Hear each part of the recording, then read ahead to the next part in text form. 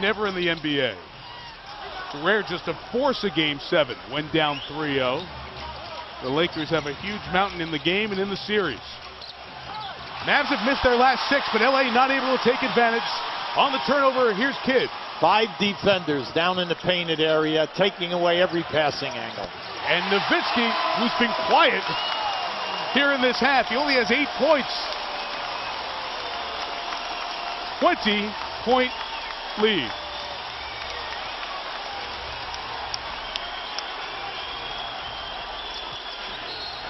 Kobe, Jason Kidd was grabbing his shirt. The foul's called.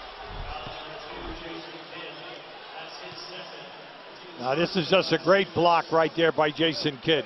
At the other end of the floor, good ball movement once again. I'm really impressed here today. Dallas is moving the ball beautifully.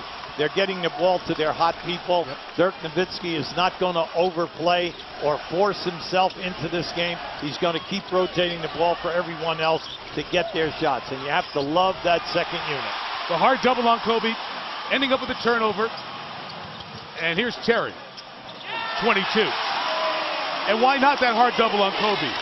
He has as many field goals as the rest of the Lakers. Kobe has 7, the rest of the team has 7. Well, anytime Kobe gets into the painted area since the first 5 or 6 minutes of this game, you're seeing 5 white shirts down in there protecting. They don't care if they throw the ball out, mainly because the Lakers have struggled with the 3 ball, and their outside shooting, if it's not a 3, is at low percentage.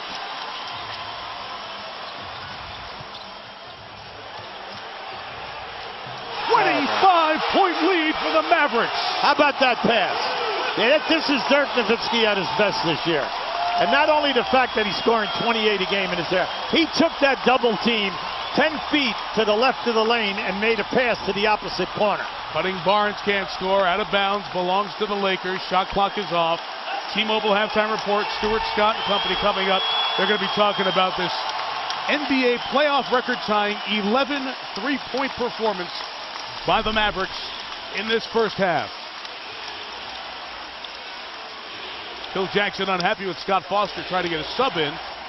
Was not whistled back in. Bryant working inside, loses it. Jason Kidd has it. It is 4-on-1. And Derek Fisher breaks it up. Yeah, bad pass. And a foul by Kidd is 3rd. So Jason Kidd picked up his 3rd with 3.3 to go. And it's going to give LA a couple of free throws as well. You know, as you look at this, Mike, it's just overwhelming. It's disappointing. You honestly thought that there was going to be more of a competitive defensive fight by the Lakers, and then also I expected them to be ferocious on the offensive boards and then also in the painted area. Give Dallas a ton of credit. Their game plan of the 2-3 zone, the 2-3 matchup, playing players going through, definitely causing confusion in the Laker attack. And then anytime the ball goes down below the foul line area, double and triple teaming. Jason Kidd heading back to the locker room. 3 fouls here, 3.3 to go. One more for Fisher at the line. Gasol can't put it back in. That's the story of the series. Halftime. Nope, 4/10 yet. 4/10 left. Jason Phillips coming over. I don't know if we had a clock issue there, if it didn't start quickly enough or not. You can make a catch and shoot here now. Jason Phillips working the game with Ronnie Garrettson, Scott Foster. And all the officials made sure they made a point. They wanted to send a special wish to Joey Crawford, his wife Mary, who's back home after treatment. She's suffering from breast cancer again, and we all echo the officials' thoughts and wishes for Joey and Mary. So we have to check here to adjust the clock with 4/10 of a second left. I thought you made a very good point here, Hubie, as Jason Terry comes out with 20 first half points.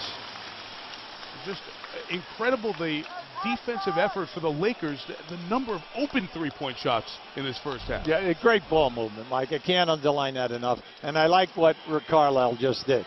He gave an opportunity here with a pause in play for the people to acknowledge the incredible contribution by Jason Terry and Peja Stojakovic in this first half.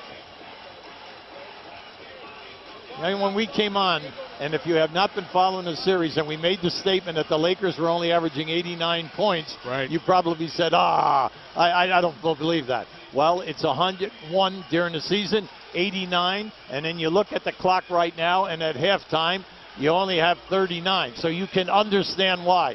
Because a very underrated team this year, defensively, with the addition of Chandler and also other players, and then Marion coming into that starting lineup. They've had excellent defense, and then that second unit has been a pest. They not only score the ball, they turn you over, they get out on the fast break, and they play together as a team. Very nice. And Blake and Barnes, the guys who've done it with the second unit, Shannon Brown for LA, just have not been as good as they were in the regular season.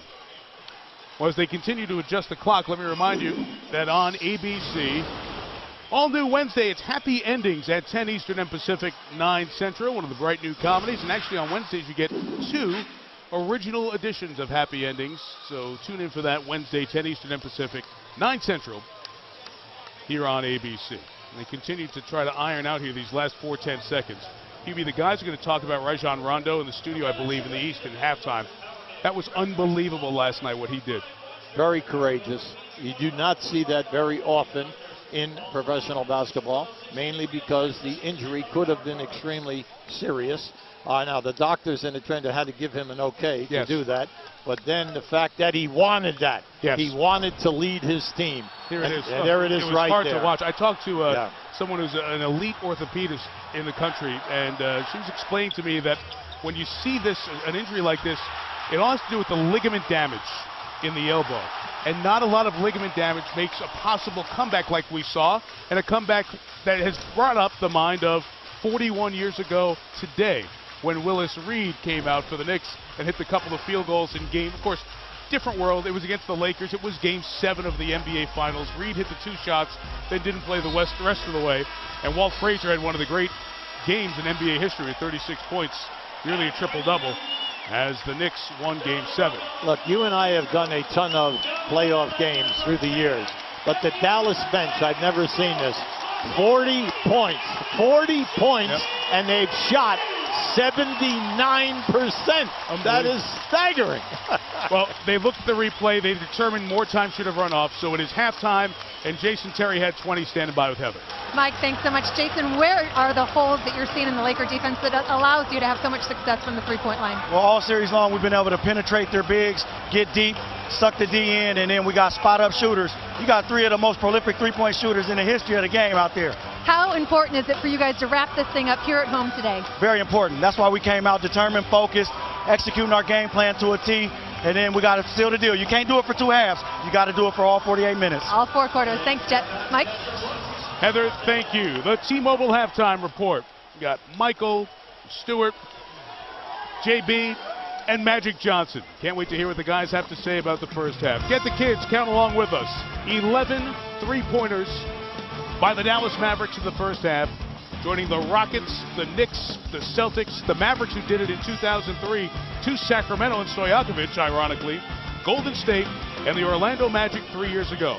The only teams to hit 11 three-pointers in a half of a playoff game. It's the reason that the Mavs are 24 minutes away from sweeping the 2-time defending champion Lakers.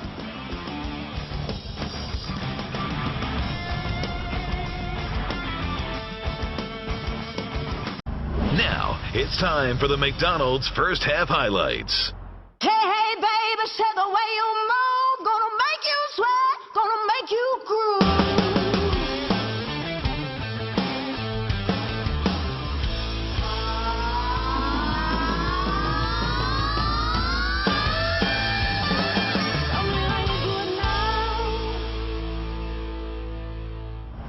That was today's McDonald's first half highlights. Three-pointers, that's how they did it in the first half. 63-39, Dallas by 24 with 24 minutes to left. We take a look at today's Weight Watchers first half stats, and one thing tells the tale. 11 three-pointers, tying the NBA playoff record held by multiple teams. Look at the bench. Mike Tirico, Hall of Famer Hughley Brown, and Heather Cox. I want to take you back to comments Phil Jackson made to us pregame. We asked him keys to the game. Listen to Phil's response. Our goal is to keep them off the three-point line, make them two-point shooters. Well, time for our Coors Light cold hard look. It's the cold hard reality. They've been three-point shooters, and they've been great. Well, you can see the dribble penetration, then the trap. All 5 defenders are inside the paint. The skip pass. That's what we mean by saying keeping the floor wide, playing the 50 feet. I'm going to double team you. 5 defenders on the right side of the floor. Skip pass to Jason Terry in the opposite corner. Here we come again. Now watch again to the right-hand corner. They're wearing out the right and left-hand corners on this three-point shooting. And you have to love Stojakovic as well as Jason Terry's. Between them, they have 9 out of 10 threes. Now this group, Stojakovic, Terry, and Barea have 40 points off the bench. Dirk Nowitzki playing possum. Now look at the other end. Kobe Bryant has done what he needed. He's playing big, but Bynum, Fisher, and Gasol struggling. 4 for 16. Heather Cox. Mike, no one in the locker room got up and made an impassioned speech. It was very quiet and all about X's and O's, and of course, how to improve the three-point defense. They talked about remembering their coverages. They said they've got too many men chasing the ball handler, that's stretching out the court and getting the Lakers out of position. Then they finished with, let's take baby steps, cut the lead one possession at a time. Remember, you can't get it done all at once. Mike? Might have been the last time Phil Jackson addresses a team in the locker room. As Phil has talked about this being his last season. Kidd misses the three, and we have the loose ball foul inside on Gasol. At the beginning of the game, we made a statement, and I said, I honestly thought we would see a war in the painted area and then on the boards. We have not seen that at all from the Lakers. They only have 5 offensive rebounds for a total of 2 points, and they're shooting and struggling at 37%. But now, if you're not going to rebound your defensive board, I mean, you cannot possibly make a run. 2 on Gasol as he tried to tie up Nowitzki. Hubie, that happened in the first half without Nowitzki going nuts. He only had 8 points, and this is a guy who has dominated this series in stretches. He read all of the double teams perfectly and passed the basketball. And that's all you've heard from all of their players and coaches in games 1, 2, and 3. Sure, he's scoring the ball, but he's taking the double teams and he's finding all the right people with passes. Just did there, and Jason Kidd from the top, short on the three. He's missed his first 2 threes here in the third quarter. And Kobe Bryant, 7 of 13 in that first half, 15 points. The one Laker who did bring it out of the locker room to start. Artest from the top. It's his second field goal. Well, this is what you'd like to see. You know, coaches never give up on a game. They give short-term goals by minutes, and then they say, let's get it to this spot, to that spot. All right, the key right now, you've gotten them to miss 3 straight shots. Hold them to 1 shot, get out in your transition game, take high percentage shots, and get it down little by little and work the clock. Trap Kobe, get out of his hands, rotate it to Bynum inside. It's a free shot foul on Dallas. So Sean Stevenson will be whistled for his third. Hubie, I remember back, I think it was the 2003 season, Dallas blew a huge lead in LA. In the fourth quarter, they were up over 20 points. So we've seen it happen before. Maverick fans know all about having a lead, looking like everything was set and things falling apart. So there's a keen awareness of what still could happen. Bynum short, Gasol inside. Down in the corner, it's Fisher who missed the three. And we chiefly, and you were there, you called the game. Finals 2006, right. Up 2-0, up 13 with 6:33 left in the fourth quarter. Wade gets aggressive, gets to the line a lot. Lose game 3, lose the series in 6. Yeah, Nymer Carlisle. Hey, Mike, only 2 guys are still on that team, right? That's right. Oh, absolutely. All right, Jason Terry and Dirk, and they're having some pretty good games here. Hey, Nowitzki knocks down the shot. We just recorded history. We're not forecasting. You know, we need that. Absolutely. Look, you never want to give up because we've all seen games at playoff time. Forget about the regular season, even in playoff time. But you have to do it defensively. You have to hold the club to 1 shot and then shoot a high percentage at the other end. Stevenson hit a 3 in the first half, misses 1 here, and then Hubie.